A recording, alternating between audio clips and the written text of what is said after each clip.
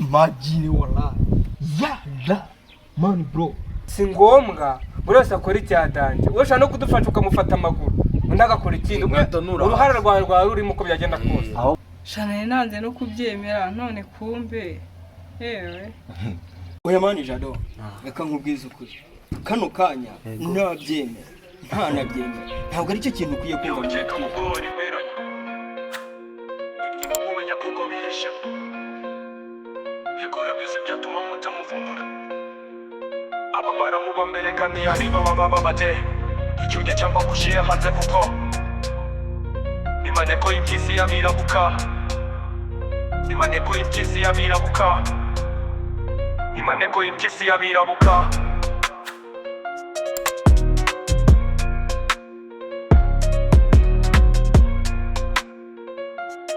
ngaho rero mbwira ukuntu mwavunaga undi mwana. Uhe mwana ze kandi ko ubu nanjye tutibona nago. Ariko tete ukuntu uri kwijijisha. Kwijisha gute? Ese ubwo ushatse kumbwira ko atari wowe na Frank mwavunaguye Jado. Aka nawe ntukambye bya Jado ubonye ibyo umbwira nagize ngo ni n'umuntu muzima mbije kumbwira. Ese Jado ntabwo ari umuntu nk'abandi. Shazera uretse ko atari nanjye wabikoze pe. Niyanyere ku muntu wabikoze.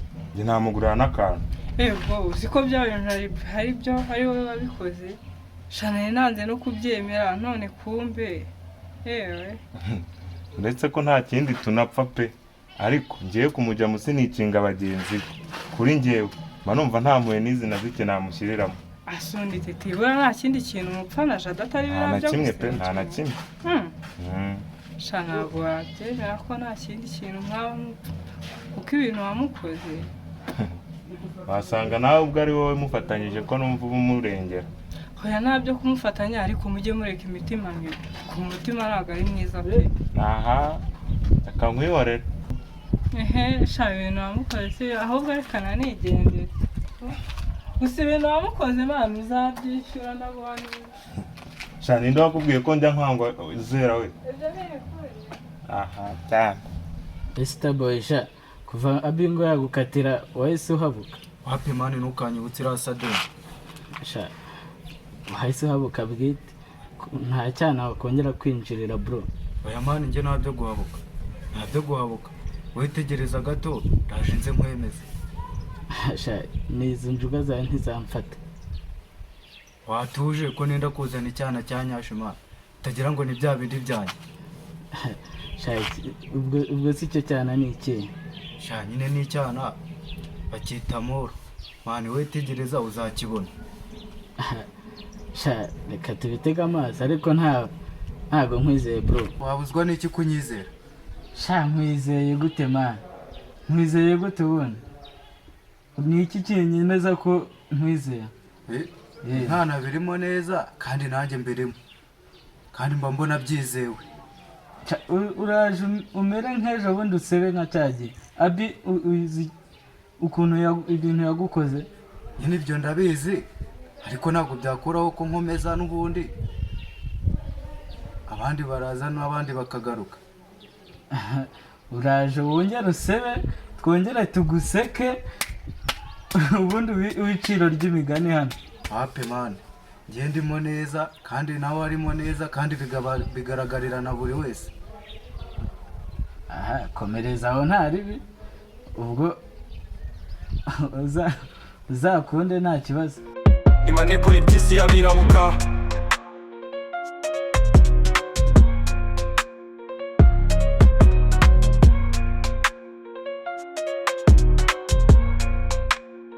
imaneko y'impyisi y'abirabuka imo mukeka kuko ariyo bene Usimani ari hagati ya Titi na Jado uri ku ruhande rwe nini? Shange ndi ku ruhande rwa Titi pe. Titi Ramuka nita oya ni rwo ndiho. Mani Jado nizere ko wakize. Ya mapu yacu tugomba kuyikora. Nizere ko umeze neza. Mapu yihari. Ndayibutse kabisa. Ahubwo maze no gukira neza. Ahubwo mwe muri tayari. Shange nakubwiye ko nkuri inyuma. Uko byagenda kose nkuri inyuma. Kandi umvise na bad arimo neza. Ese none se man ko numva muri kungurisha izo mapu ni gute? Mani papi ngo turashaka. Uretse. Ubu ngubu uramwizeye? Shamani papi nari biryo ahubwo se wo kuri nukuzi man. Se none se super. ubu muramfata nka Babyloni neza burundu. papi ntabwo ari uko mvuze mani gusa mapu turimo ni ibanga rikomeye cyane. Oya ni mu ndabure mani. mani papi bari abarezi urebye ibintu bankoreye njyewe n'abavandimwe turashaka kuyora pe rero ahubwo sinzi niba uri tayari ngo uze kutwiyungaho.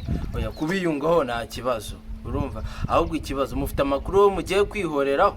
ni uriya murezi ngo ni titi ahubwo ikintu nahamya neza ko uwa kabiri bari kumwe sinzi ntabwo mpamya neza ko niba ari Frank ariko uko mbikeka ni Frank kuko niwe warishuma imana. Mani Frank se ko namwinje nkamwinja neza nkasanga amakuru we ntiyari abiri. Oya nta kibazo nubwo twakwita kuri titi wenyine ntacyo tukamukosora.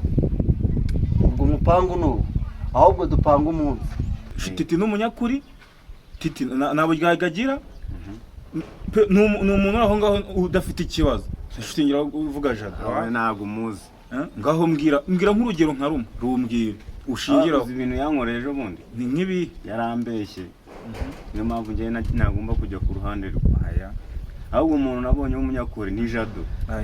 Jado twapanze gahunda turazuza. oya buretse mwereka urugero rwa hafi buriya Titi twigeze kwicara turaganira nsanga niwe muntu ubyira ushobora kuba wenda yaza mu bantu bagira gute agereza kuba bari aho ngaho bari seriye bakaba bakoresha n'ukuri bakaba bari aho ngaho nyine. Njye ntabwo mwiyumva. Oya nta grama rasta dahura ahubwo se wowe ushingira ko tuvuga yuko Jado ari we munyakuri. Jado dore ukuntu ari umunyakuri. Waramukecinze cyangwa ndabizi neza. Ega ntabwo ari ubwa mbere dupanga ibintu byacu bikagenda neza. Njye turanaganira mani Titi niyo mpamvu ukuri mba nguhamba nkufite. Siko wagira bura ugiye no kureba buri Titi niwe muntu tubasha kuba tunaganira ni cyana wapi tunaho bahuri. Ahubwo sinzi ukuntu ari kubeba kare twaba dupfa iki kugira dupange gahunda hazi.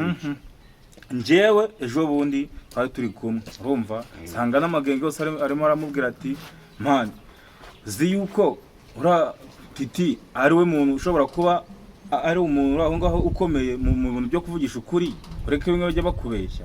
Ewana kabisa papi we n'urimo se ndimo kabisa.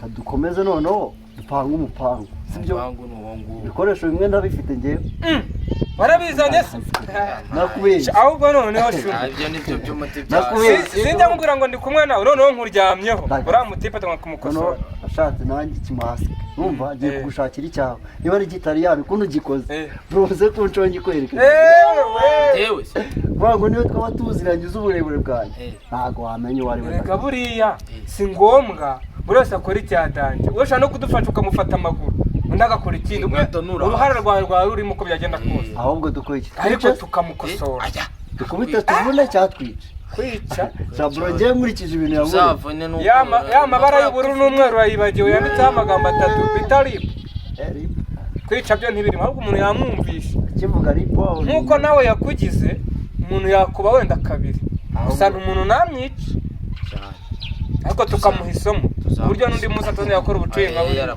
bitewe n'ibintu yankoze jewe sibyo uretse ko nanone kwica yaba bifashe indi ore ariko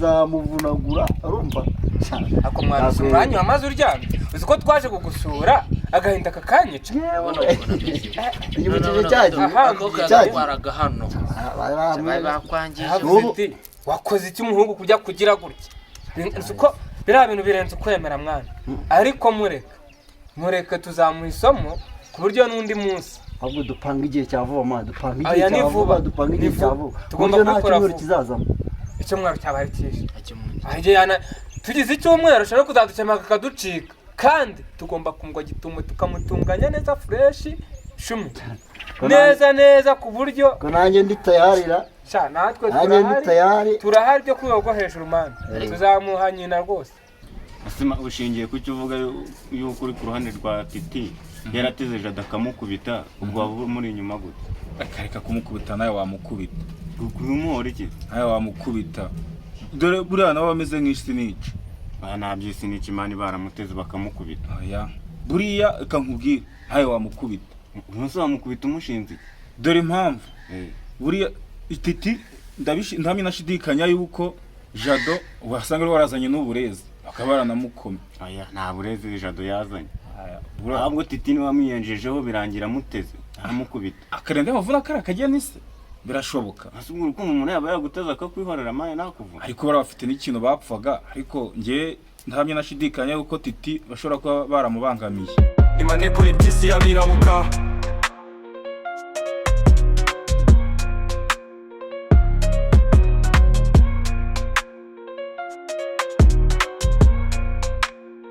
Imaneko iby'isi y'abirabuka. Imo mukeka kuko ariyo bene. Imo mumenya kuko abihishemo. Yakora byose byatuma mutamuvumbura. Ababara mubambere kandi ari we wa. Salama Jado. Salamu Musa. Bimeze bite? Nze neza. Amakuru? Neza? Shayimana ishimwe kabisa ndabona umaze korohera. Thank you nukuri warakoze kunkura ahantu. Amani Jado. Nta mpamvu yo kunshimira kabisa. Kuko kiriya gihe wari umeze nabi. Wari umeze nabi kabisa ku buryo cy'umuntu yagutabara. Kandi wibuke yuko mani nta n'ikintu dupfa bro. Reka kubera biriya bintu Titi yari yangiritseho mana. Nzi ko mwese mwabifashe mukuri nta nuwancira kari urutego. Mani, erega nubwo wenda wakoze ibidakwiriye, ariko mani bro, ntabwo wari uwo kujugunya.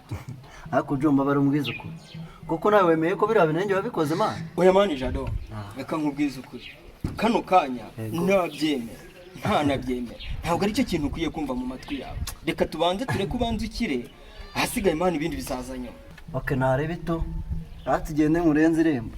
Akose mani, ubu ni ngombwa se ko wandenze irembo? Sinaba ndi kukugora abanguriye mukagenda mana no kukwerekeza mu mugeza. Ariko mani bro, reka nkubwire ukuri. Sibyo? Nkugira n'inama. Yego urabona ko biriya bintu byakubayeho ukabisi n'iki. Ako mani igihe ugenda unigengesereye mani mu muhanda, ujye umenya uko buri muntu wari wese mushobora no guhura mani akaba yakugirira nabi bro. Cyane ibyo ndabizi, ibyo nabizi ariko amurenze irembo ibindi turavugana kuri phone. Ugomba kujya wigengesereye mu muhanda ku buryo ki buri muntu wese mwanahura mani ukamenya ngo ariko ushobora no kugirirwa nabi bro. Ari yene murenze irembo. Ariko rero wibuke ko kibaye mani bro. Nabiganje. Ugomba kubanza ukanaguma mu rugo kwicara. Nyine nimba wumva nyine ubu maze akanya. Akora bizi. Ari bigezaniza hano musaza. Ariko nyine nubwo mani ngusezeye. Jya wibuka mani ujye ugomba kugenda wigengesereye mu muhanda. Ujye ugendana n'amaniga yawe mani uri kumwe n'inshuti. Reba nk'ubu ubusa byongeye mani ko. Kuva biriya byaba byo rwose nabi. Nanjye ngenda nihagaze. Okay mani. Nyine nasubire. Poa. Sawa kimana. Sawa. Imaneko iby'isi y'abirabuka.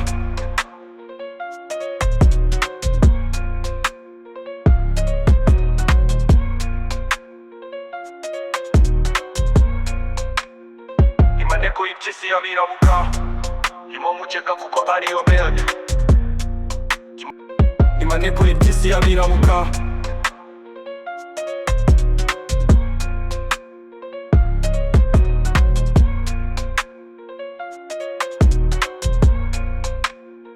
Imaneko iby'isi y'abirabuka. Imo mukeka kuko ariyo bene. Imo mumenya kuko abihishemo. We Frank.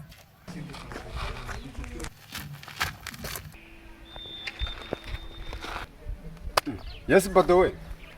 Pese man, iyo ugenda hano kureba ku ruhande. Aha.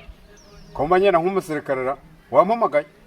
Guhamagara gusa ahubwo kari ukwabira. Cyaho nawe urakabije tu. Gusa nyine sore kabisa nimba mpamagaye ntago nigeze nkumva. Nta kundi. None se uri kujya hese ko ndeba watanya byahatari. Sha nerekeje hano imbere gato tu. Okay. None reka dukomezanye nanjye nizo nzira nari ndimo. Hanyuma nkubwire n'ubundi nicyo nari nguhamagariye. Starboy. Salama bro.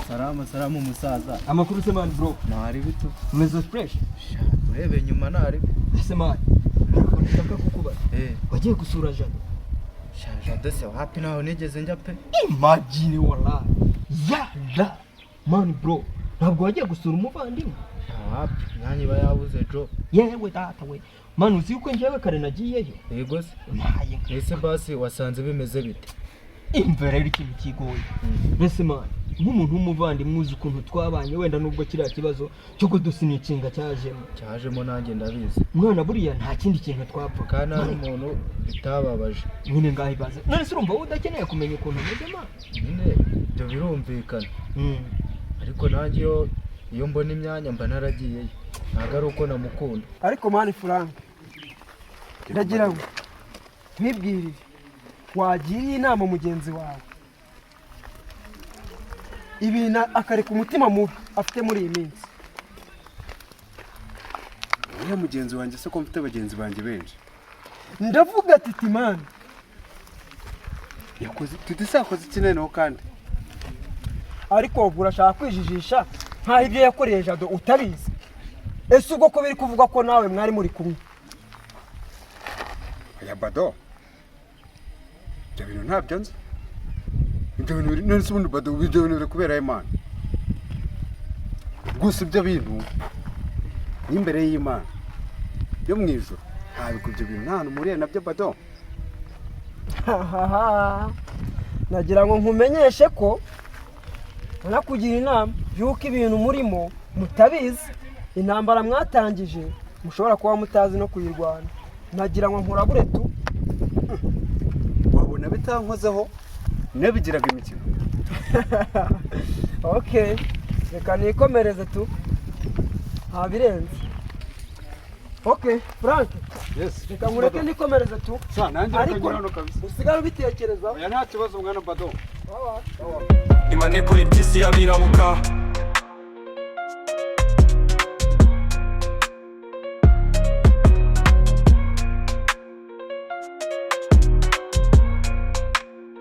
Imaneko y'ipyisi y'abirabuka. Imo mukeka kuko ariyo mbere. Imo mumenya kuko abihishemo. Yakora byose byatuma mutamuvumbura. Ababara muba mbere kandi ariwe wabababaje. Ya man bro, gusa amakuru yo naba nkurushijeho gakeya amaze kumererwa neza ubu aratambuka bigakunda. N'umusirikare man ari gusavayivinga bro. Sha gusa narebe nyine nukwikorera umurimo w'Imana. Gusa nyine ikintu nakubwira man, tugomba kujya dufashanya. Buri muvandimwe wese yagira ikibazo tukaba bambere. Reba nka kuriya yari ameze man bro, wabonaga yuko arwaye ameze nabi, buriya tutamufasha man ubuzima bwari kugenda. Niba nawe man ntabwo ari byiza kuba waguma wicaye kandi uzi ukuntu yari ameze bro. Sha narebe nanjye reka shaka akanya gene ndebe nanjye magere ndebe uko bimeze. Reba nk'uko nguko wicaye hano man ntiwagafasha wenda n'iminota 2 ukajya kureba umuvandimwe, ariko man burya nta reka tunabyihorere. Gusa ariko nawe wari umeze neza. Nanjye nari meze neza nari shaduherukana na kiriya gihe man dutarasa twibere mu majoga agiye atandukanye. kiriya gihe biba byari danje. Okay man, reka noneho ngucike wenda nawe wigumire mu twawe ubwo turi kumwe, ariko nyine nanjye ndashaka imyanya ngeyo nari man jya wibuka umuvandimwe bro. Yo ndebe Imaneko y'ipyisi y'abirabuka.